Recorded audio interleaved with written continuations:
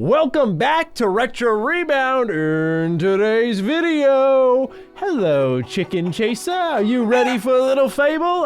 My accent game is embarrassing. Point being though is we're putting another shot up there, and we're gonna see if we swish or rim out, and if we're uploading this, we swished, because, ladies and gentlemen, Fable is back. Is it really that good? You bet your butt it is, especially these three right here. Oh my God. Mwah. One for you, one for you, mwah. One for you. So good. Okay, so many positive things to say about the Fable franchise, so much to celebrate about it, but you know what? You're probably looking at my shirt saying, wait, it matches the background. Where'd you get that? Allow me to tell you about today's sponsor. The following video is brought to you by Into the AM. Look at this picture. Does this look like a man of absolute brilliance and style to you? No, that's me in high school. Now look at me. Yeah, I'm doing pretty well, aren't I, huh? You're probably looking at this hoodie and you're thinking, whoa, where'd you get that? Into the AM has got me covered, and they got so many different beautiful styles of t-shirts, from creative graphics that you're seeing here to even sleek and simple depending on what you're trying to dress for. Those of you who have watched Retro Rebound for a long while know I have a strong appreciation for Japanese culture, and that's evident by my background. I have that cherry blossom tree that's been there since day one. And look, they got the cherry blossom tree. Check that out. Like, this, like, we're repping the channel with this shirt. It's awesome. I mean, y'all, need I say more? Look at that. Oh man. Yeah, so look, styling and profiling is the name of the game over at Into the AM, but I'm a stickler for materials. Like, if my shirt is coarse and rough, I immediately been turned off by that. Like, I've bought shirts online, I'm going, I thought you'd be a little smoother. You don't gotta worry about that. Into the AM, nice, smooth, soft, breathable clothing. So ladies and gentlemen, start hooking yourselves up. Right now, they're doing a bundle deal for graphic t-shirts, which you've seen a number of here in this clip so far. So ladies and gentlemen, what are you waiting for? Click the link in the description down below. They are doing a 3 graphic tees for $60 offer, and then you get an additional 10% off if you hop in there through my code, so you'll get a little extra money saved. You'll help your boy out. So shout out to Into the AM for sponsoring today's video. Fable 1, I have so many good memories with. We gotta start there. There's Fable, The Lost Chapters, Fable Anniversary. Let's go into the complete in-box experience first. So Fable 1, 3 versions. Now, fortunately for us with the complete in-box experience, at least these two have the same manual, but we'll start off with the OG, of course. You know how it rolls. So this box art is one of my favorites in gaming, because we're actually working on the cover art for our own video game right now. And you gotta think about everything that's packed into the game, and how do you represent that with a single illustration? A lot of game art nowadays is just one character in the middle. I'm talking about you, Cyberpunk, Doom, Fallout 4, the list goes on. There are dozens and dozens of examples, but back then I thought, you know, cover art really spoke to the essence of the video game and can still be simple, which I think Fable captures perfectly, right? It's a game about being a hero or a villain. And then you have the logo right here. So it conveys to you exactly what this game's going to be before you even pick it up. Now, the back of the box says, for every choice, a consequence. Again, kind of feeding into the choice and consequence nature of the game.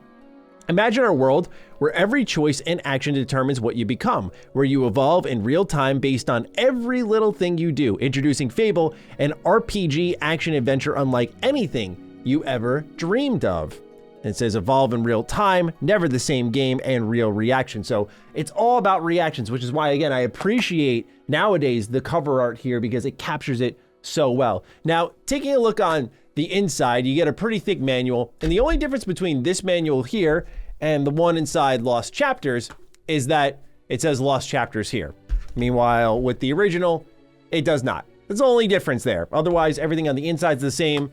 The back of the box is the same as well, except this one's got a little old school GameStop sticker. Sometimes, even though I can't stand them, I get a little nostalgic when I see that. So let's take a look at this manual here. Personally, out of the 3, this is my second favorite, because there is one in here, which is everyone's least favorite, that I think has the best manual, funny enough. So we'll get to that. But here we go. This starts off with a word from the Guild Master. Congratulations are in store for you. The fact that you've been provided with the Book of the Guild means you must be one of the lucky few with enough potential to be invited here as a hero apprentice. Again, my favorite thing with these manuals, and you've seen it with Diablo 2, you're going to see it with an Indiana Jones video we're filming, is manuals that play with the themes of the game are the most fun. I always go back to when you're sitting in that car on that ride home and all you got is this. You don't got your cell phones. It's all this, baby. And it's the longest 15, 20-minute stretch of your life. And you get all the information and dive straight in. Now, Fable's very tutorial heavy where you could just ignore the manual and still understand everything within the game. But a lot of games circumnavigated that type of tutorial stuff and just said, all right, you got this here. That's your tutorial. Play ball. All right, so continuing on, you're going to appreciate a lot of the illustrations within here, even down to the controller. Shout out to the OG Xbox controller, man. I remember as a kid, that thing was intimidatingly large. Like, I remember when they did the revision afterwards and they shrunk it down. I still have those, and I just, oh, what a godsend. I felt like I was a much better gamer at that point because I was so young at the time. But continuing on, we have in here all the breakdown of the UI you're going to see during combat, what each set of experience points are, and also all the contextual actions, the mini-map, just everything you're going to see on screen as you explore Albion. They have a map of the guild here, and they break down what the guild is as well, which I appreciate. I think maps and manuals are underrated. All of the facilities within the guild itself are also broken down at your leisure. And then this is the hero's apprenticeship. So they break down the 3 major skills that you can level up in, hence why they showed the experience before this. And then the way of the hero, of course, letting you be good or evil, and you gain experience of what happens there and how it changes your endings. They talk about gaining renown, which is effectively the way that people in Albion will view you. It's your level of fame, so to say, and as your renown rises, you're going to be able to earn more quests throughout this entire franchise. So it's a really good flavor, I'd say, to pretty much experience and levels, where it plays very well into the themes of the game and makes the player more cooperative, right? Because it's like, oh, I want to go do this mission already towards the end of the game, but the game's like, you got to have more renown. So it kind of gates you off, but in an intelligent way that doesn't feel too restrictive. Again, it forces you to kind of play by the rules.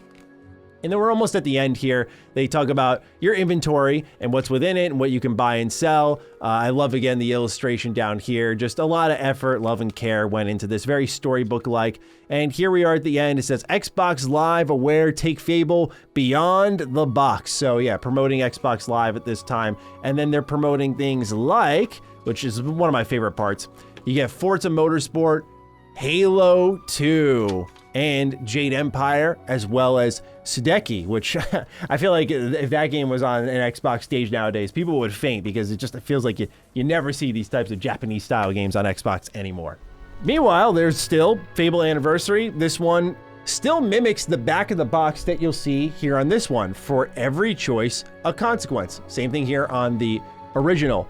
Except it says below it, fully remastered with HD visuals and audio, Fable Anniversary is a stunning rendition of the original game that will delight faithful fans and new players alike. Imagine a world where every choice and action determines what you become, where you evolve in real time based on every little thing you do. I remember when I was in a rut, if you will, I was picking up a lot of bad games and they were all not panning out for me. So my dad introduced me to a video game review website known as IGN, and it was there I found out about things like Final Fantasy XII, Star Wars Jedi Knight Jedi Academy, and one of them was one of my favorites, Fable.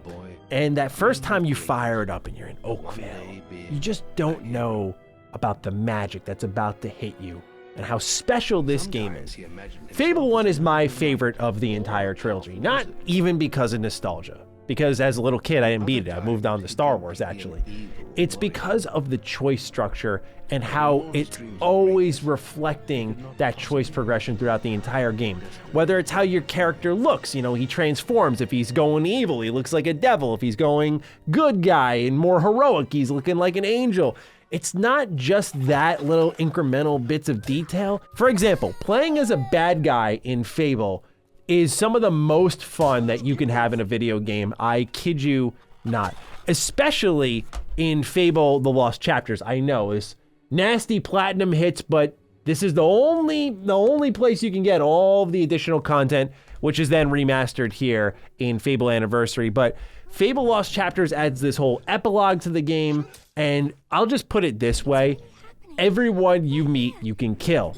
But the way you kill them isn't forced. It makes so much sense. It's such a natural weaving of the tale.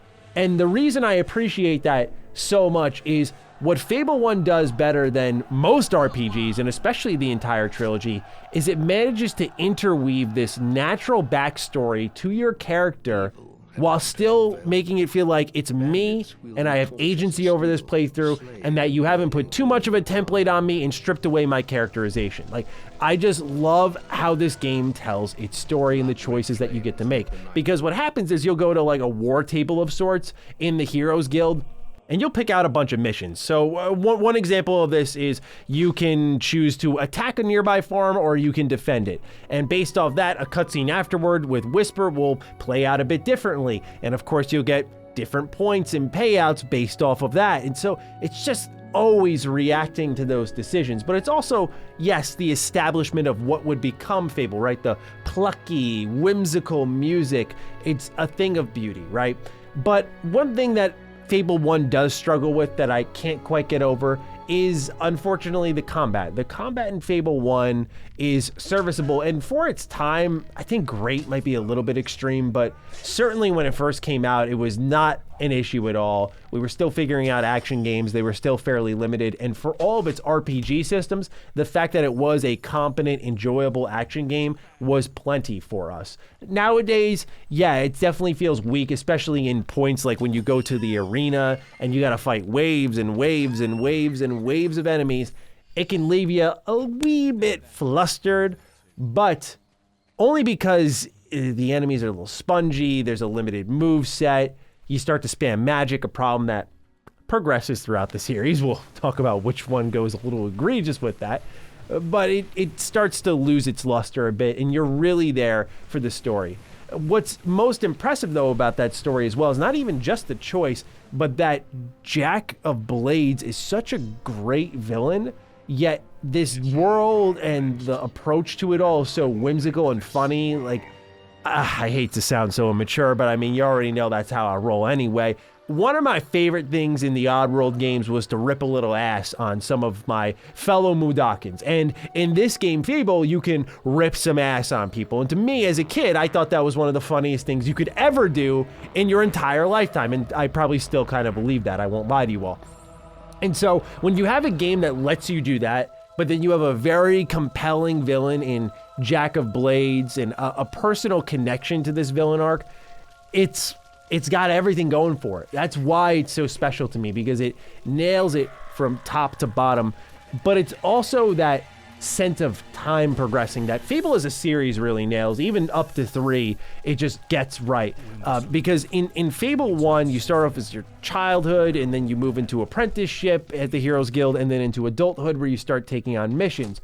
Whereas the same thing kind of happens in Fable 2. You start off as a kid and you move up into your adulthood a little bit more into the game, and so on and so forth. Whereas with something like Fable 3, you already start off a little bit later in the game, and there are these random weird time skips. We'll talk about that later. But point being is the game series was always known for the passage of time because it allows for the world to develop and then your choices to be properly reflected. But Fable 1 lets you establish that connection to your character while moving your choices forward in meaningful ways. So between that and also the builds that you can do, I mean, you can be a strength melee build, a ranged weapon build, a magic build. Amount of flexibility that was there for a game of its time was truly incredible. And then it's also a decent action game. Serviceable maybe would be the better word. It's just such an impressive game to this day. I love Fable 1 so much. One of the OG Xbox originals that really had us buying into that system, and it's still fantastic to this day. Now, let's take a look at Fable 2, starting off with the complete box experience, shall we? Now, Fable 2, everybody's favorite. And again, that box art is just carrying over from the first game, except it's a little more raw here, right? Like, you really get the hero vibe and the villain vibe, whereas this one's a little kid versus probably the grown evil adult he could become. But this one, just firebox art, right? And the back says, who will you become? Beginning as a penniless street urchin, your destiny is to become Albion's greatest hero, but will your power lie in kindness or cruelty? Choose your own path to glory and experience how those choices change you and the world forever. A new life, a unique adventure, every time. It's all up to you, man or woman, good or evil, career and family, or just you and your faithful canine companion. Live life your way. Share the experience with dynamic co-op and roads are for chumps. Explore the landscape and openly roam the countryside in a world 10 times larger than the original Fable. There's just so many reasons why people adored this game more than the original. The combination of life sim elements and choices, it's all there, and you're going to see it here in the manual. So let's go ahead and take a look. Now for this one, it's still an amazing manual, lots of great illustrations as you'll see throughout. Just not necessarily my personal favorite. I think it's a little simple to the point, but what I think is hilarious is here, the dog, your canine companion, it says, is so strongly bonded to you that his physical appearance changes to reflect your moral alignment. If you follow a righteous path, your dog will be noble as well. If you prey on the innocent, he will grow fearsome looking. So that's what Fable's all about. Like every little thing around you is just changing based off those choices. But you'll see here the UI again is broken down. Much more simple though, it doesn't take up multiple pages. The controller does take up 2 though, which I thought was pretty unique compared to other manuals we've seen. But yeah, it's just gonna in text break down everything with the occasional illustration to represent what they're talking about. Like here, strength and the melee weapons that are attached to it, and then skill, which is your ranged attacks, and then the weapons that are attached to it. And yes, will, and you see someone burning alive, and all of the spells that are attached to it. They talk about fast travel and your waypoints, because this game's far more open. The little things you can discover, like the demon doors, digging with your dog, silver key chests, and so on. But here, as I said, just lots of text. Still a great looking manual, but not as flavorful. Working for a living, that was a big thing in the game we'll talk about as well. You see someone working as a blacksmith, which is one of the first jobs I did in the game. There are pub games that you can do, so lots of mini games in this title. And then there's gambling on Xbox Live Arcade, which was pretty cool for its time. And then they talk about where you'd spend the money you earn from working and gambling, and also the co-op gameplay that you'd see on the back of the box, how it works in Xbox Live. And then here in the back, just some other stuff. And then the, of course, controller once more. Fable 2 leaves behind a lot of the choices that I love. They're still choices, by the way. It does a good job at walking the line, but it doesn't go as extreme as I really loved in Fable 1, where again, in Fable 1, you can kill everyone, you can save everyone. It's just the amount of choice diversity there is phenomenal. Whereas Fable 2 still has choices, like you can raid towns and kill people and stuff. That's awesome. Or you can save them. That's great, because then it reflects the store shops and the people that you can like marry and give gifts to. And that's where it gets into the strengths of the game. Fable 2 really prides itself on life sim elements. So you can go into Bowerstone and you can buy all the businesses and start generating a lot of money. And then you can work at the blacksmith. And I just loved how many life sim things were there. Like when I bought this game in Christmas of 2012, I believe it was, which yes, I was a little late to this one. I gotta say, y'all, that Fable's low-key a Christmas series to me. Like Fable 2 and 3 especially, with the snow and everything. But Fable 2 is such a Christmas game for me because I bought it around that time. And I don't know if y'all understand what I'm saying when I mention a Christmas game, because sometimes a Christmas game is like that. It has Christmas levels or Christmas themes. And then there's Christmas games that you buy, and when you think of your older Christmases, these games come to mind. Fable 2 is the latter for me. I just think of that Christmas break. I was off from high school. Life was good. Life was simple. You know, when you get those 2 weeks off of school, you got nothing going on. So it's just me and a whole lot of Fable 2. I actually remember I got my appendix taken out that year, so I came home and cozied up with more Fable 2. So this game to me was just absolutely fantastic for that, right? It was a comfort game, it was a holiday game, but it was really, in all things that you can relate to, a game with a lot of life sim elements. So when you were collecting all of this money, you'd buy jewelry and you'd gift it to people and you could marry anyone you want. It was really, I think, a magnum opus type moment for Lionhead. We just didn't know it at the time because a lot of people were going, what could Fable 3 be like? We learned, we'll talk about that. But Fable 2, man, I mean, while I wasn't as crazy about the story, I have to say that the world, the spacing, the puzzles, you know, with the little riddles you can solve at the demon doors, on top of the life sim elements, makes it such a treat. And I just hope that with a new Fable game, we get a melding of all that together. The choices of one and the life sim elements of two. If you put those together, you have one of the best role-playing games ever as far as I'm concerned. And I love that the series has its own individual strengths, but now that we've had time to study, reflect, and learn what makes this series click, I just feel like it's time to put it all together with a new Fable game. And so that moves us into Fable 3. Let's take a look at the complete in-box experience and then get into it in a very positive manner, shall we? Surprise, surprise, my favorite here is Fable 3, and they say, not for resale. Joke's on you. I bought this from a reseller. All right, back of the box says, it's a revolution. Live the epic adventure of a revolutionary leader, fighting alongside your people to seize the crown. Throughout your journey, the actions you take will change the world around you. For good or ill, who will you become? The tyrant you rebelled against, or the greatest ruler to ever live? This one is hilarious. You might get a kick out of this if you remember the Sanctuary. The action never stops. No long item lists or menus to take you out of the action. The options are obvious. The decisions are up to you, which we all know how intrusive the Sanctuary was, how much it stretched out the gameplay. I'll get into that in a little bit.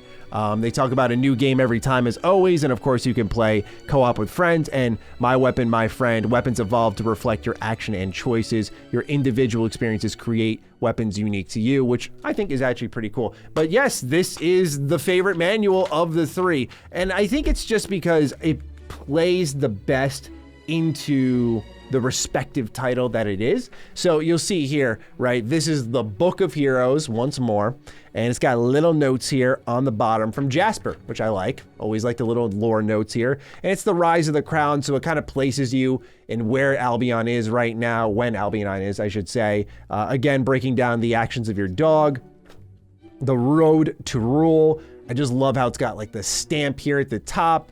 You see Teresa here as well for the hero progress, which I am a big fan of. Controls, once more, I like that they decided, let's not do all color for that one. Here, I love the blood is on the corner for the combat menu, and it kind of works because this game gets rid of the health bar. I'll rant about that as well. And so it shrinks the screen around you with red. So I kind of like that the blood's on the corner here. It seems like a nice touch, or maybe I'm just overreading it. It's possible. They break down the weapons and they kind of have it almost on like a wanted board, which I thought was pretty cool. The Sanctuary itself, the bane of most players' existence, is described here. They walk you through the dressing room and all the different outfits you can wear. Look at the chicken chaser right there. Just kind of nice little details like that poke out to me. Things you're going to find in Albion. They got the demon doors here, gold and silver keys. Always a fan of those. And then they talk about what you'll spend your money on, jobs you can work. So a lot of stuff that you'll see from Fable 2, interacting with the locals. And this one is just kind of crazy because this was a big deal in Fable 2, but this one broadcasted right in the manual.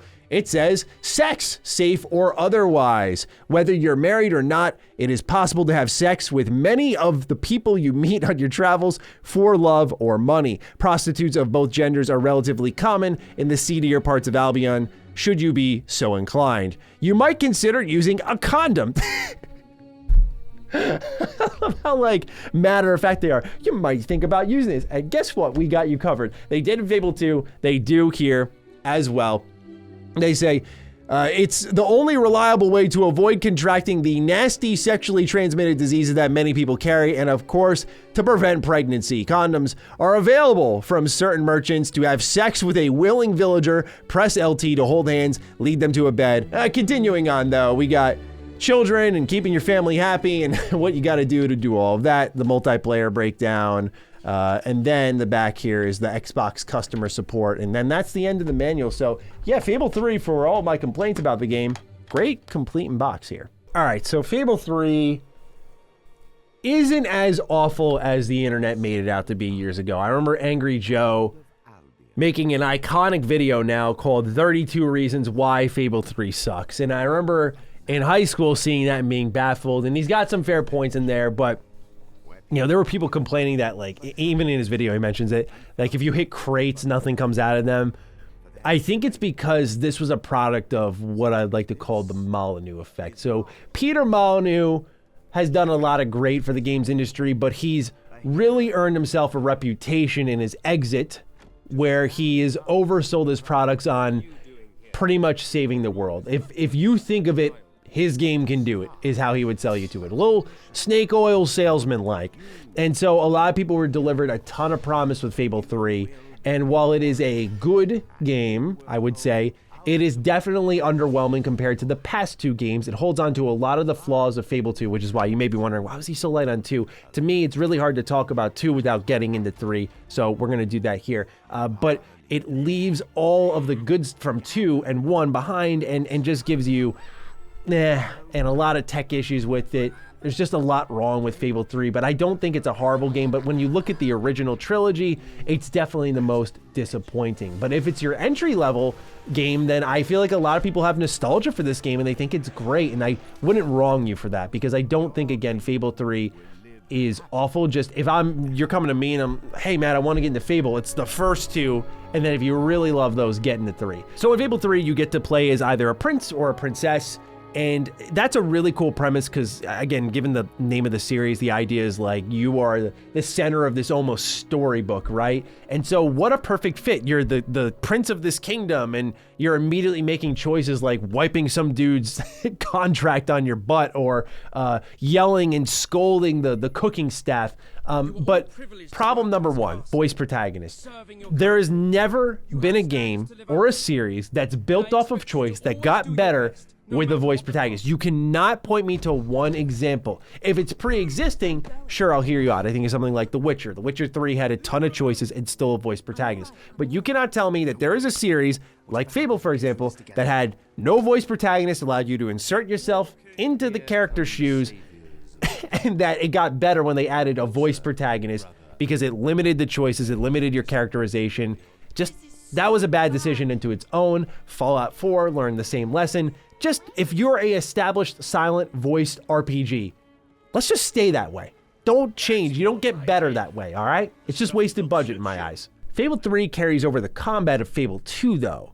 And Fable 2's combat was a significant improvement to 1 because Fable 2's combat was a little more free flow. The camera pulled out. The combat zones served you well. And it was also full co-op, and so it worked well in that regard, even though it wasn't a true co-op game.